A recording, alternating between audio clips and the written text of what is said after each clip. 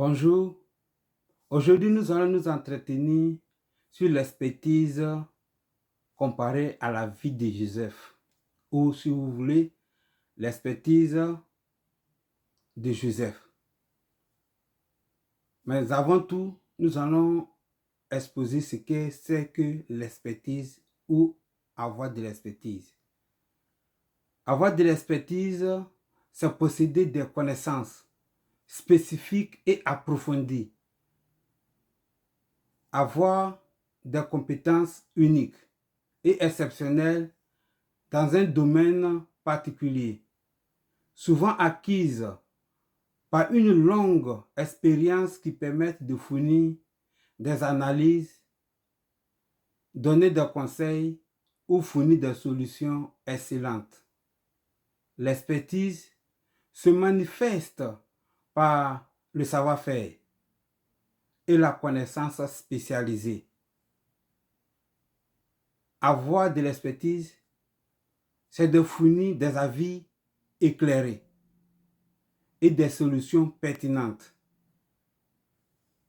Pour avoir ou acquérir cette expertise, il nous faut une vie d'apprentissage qui donne d'acquérir de l'expérience. Il faut une vie de formation continue et avoir un réseau de professionnels qui nous épaulent, qui nous aident, qui nous forment, qui nous écoutent, qui corrigent nos erreurs, qui nous donnent la confiance et en somme, qui met de la connaissance en nous. Un expert, par conséquent, est quelqu'un qui possède une culture générale et connaît des sujets bien clairs, bien spécifiques, par une étude approfondie qu'il a faite. Les matières relevant de sa spécialité. Donc, il faut se spécialiser en quelque chose pour donner un service de qualité, pas de l'à peu près. C'est aussi le courage de passer du temps dans l'étude, dans la recherche personnelle, dans la formation, à consulter des documents et avoir un bagage intellectuel, avoir de la pratique qui nous permet de nous améliorer. Et c'est tout cela qui forme notre esprit,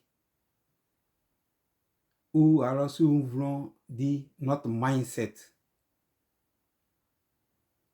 Et si nous voulons regarder dans la Bible, en prenant la vie de Joseph par exemple, qui avait des visions et dont les frères ont jalousé à cause de ses visions et de ses rêves, et qui a été vendu, qui a connu l'humiliation, qui a connu l'esclavage et qui est arrivé en Égypte comme un esclave.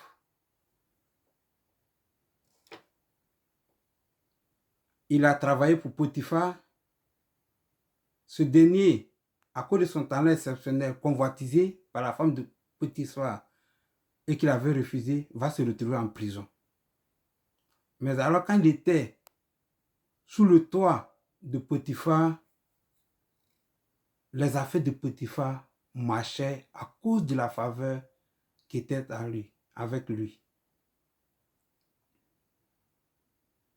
Joseph était un expert en gestion et en interprétation des rêves et des événements. Il démontre une grande expertise en économie, en administration, en stratégie, ce qui lui a permis de sauver l'Égypte et sa famille de la famine. Son expertise en gestion et en administration sont ces qualités-là qui lui ont permis d'être intendant et gestionnaire des biens de Potiphar.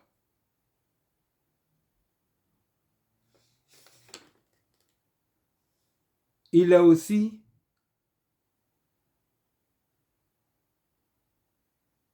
un administrateur où il a travaillé comme gestionnaire des biens du pharaon. Après avoir interprété le rêve qui troublait Pharaon, il va donc être nommé. Alors que précédemment, personne n'avait pu donner le sens et l'interprétation des rêves de Pharaon. En quelque sorte, Joseph est un expert, un talentueux expert, qui va mettre ce talent, son expertise, son savoir-faire au service de Pharaon.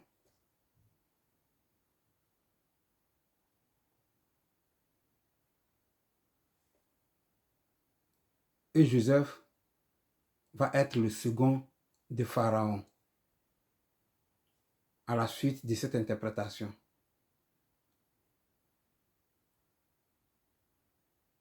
Joseph va montrer de la compétence, comme nous avons dit, en gestion, en stratégie, en économie, finance.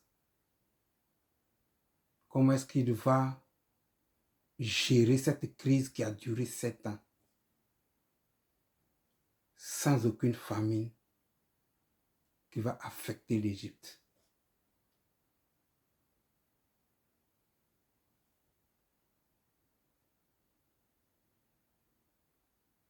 Nous disons cela afin de nous encourager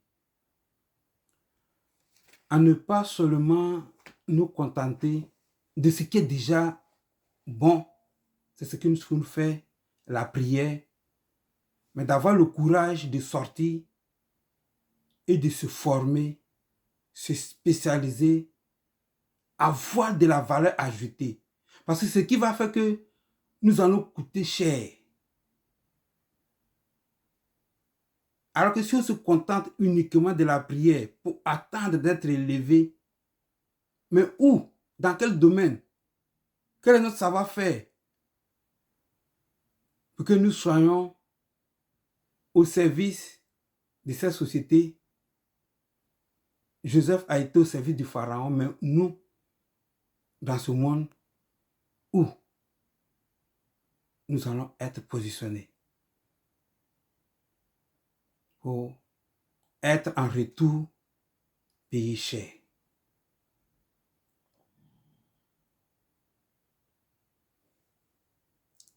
Dieu est notre Père et Dieu fait des miracles et sa main n'est pas courte pour nous élever. Mais il nous a donné aussi une intelligence.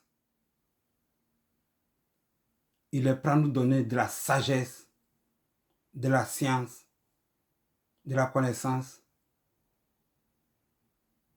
Et donc, c'est sur cette base-là que nous pouvons être utiles à la société.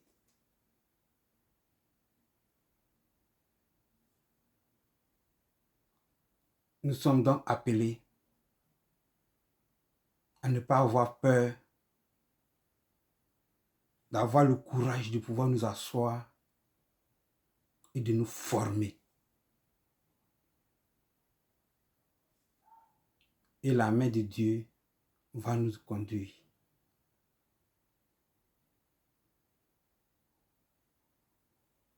Il dit dans sa parole, soyez excellents comme votre Père céleste est excellent.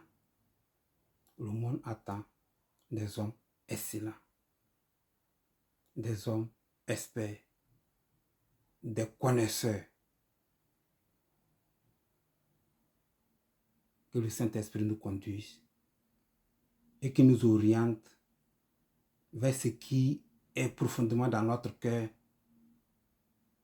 que nous ayons la capacité de nous former pour offrir au monde notre savoir-faire et nous serons élevés. Merci d'avoir pris de votre précieux sang pour écouter ce que nous avons partagé. Et si cela vous a plu, faites connaître cela aussi à quelqu'un d'autre. Ici, c'est notre intention est de nous aider à nous déployer, comme vous le voyez avec le logo qui est derrière moi, à nous déployer.